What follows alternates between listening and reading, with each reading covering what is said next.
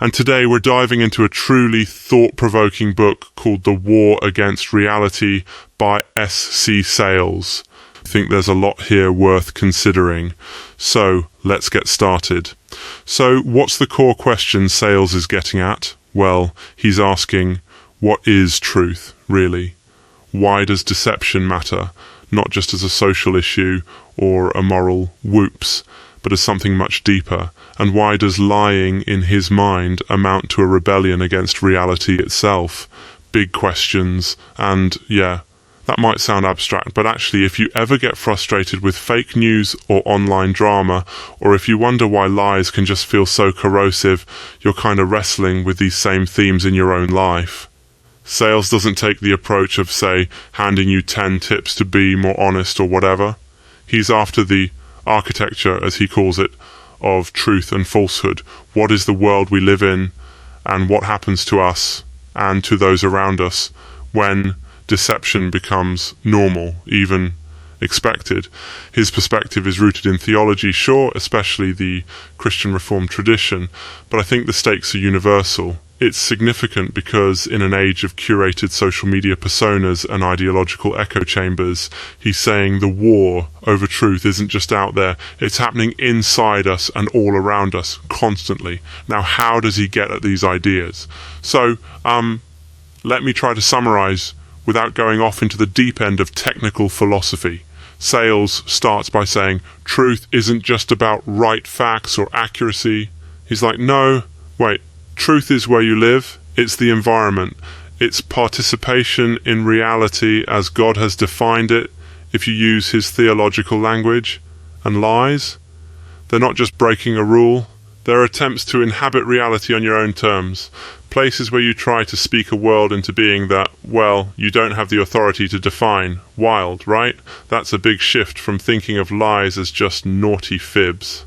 He also introduces this really cool framework.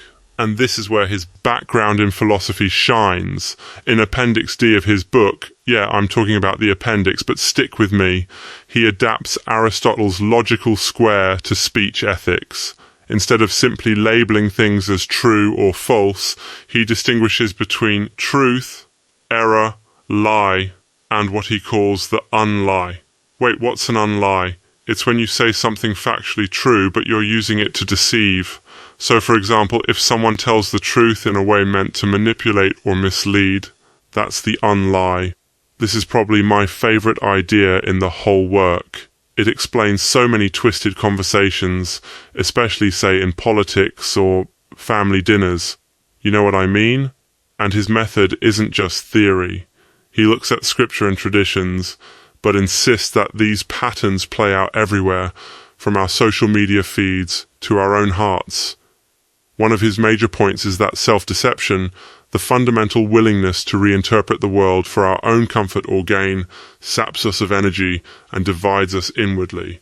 The negative reality, as he calls it, is exhausting.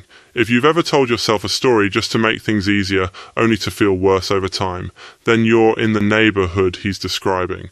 An intriguing part here. He says that deception isn't creative, it's parasitic. Lies can't build their own worlds. They only twist what already exists. So if you're navigating a culture or a community where falsehood is normalized, you're actually in a battle over what's real. This has implications for politics, church life, relationships, everything. He treats speech not just as words, but as postures towards reality. So every statement you make has an intent, and whether it's aligning you with reality or pulling you away, Sayles' focus on jurisdiction is pretty unique. He basically says, when we lie, we act as though we have the right to define what is true for others, putting ourselves in the place of authority. In his view, no creature has that right. Only the Creator has that kind of interpretive sovereignty. Again, I'm not saying I endorse every detail, but even thinking about the implications, like how we claim expertise on things we don't really know about, is worth the listener's attention. So, what does all this mean for you? Why should it matter? Well, first off, Sayles is huge on the point that the consequences of unreality aren't just theoretical. Living in unreality is spiritually and psychologically draining. Lies require maintenance, energy, narrative work, more lies to prop them up. Truth, on the other hand, just stands. You don't have to defend reality. It holds its own. There's a freedom and relief in standing in the light, as he puts it, and this is important. Sayles isn't saying his book is the absolute last word, but he does offer tools you can use and frameworks to apply to everything from work conversations to, honestly, your own self-reflection about why you believe what you believe. So, to wrap up, The War Against Reality invites us not just to fact-check the world, but to look at our lives and ask, are we participating in reality, or are we curating illusions? And, even if you approach all this from a secular angle, the core insight holds. Deception, whether personal, cultural, or even in speech that's technically true, will always eventually crack under pressure.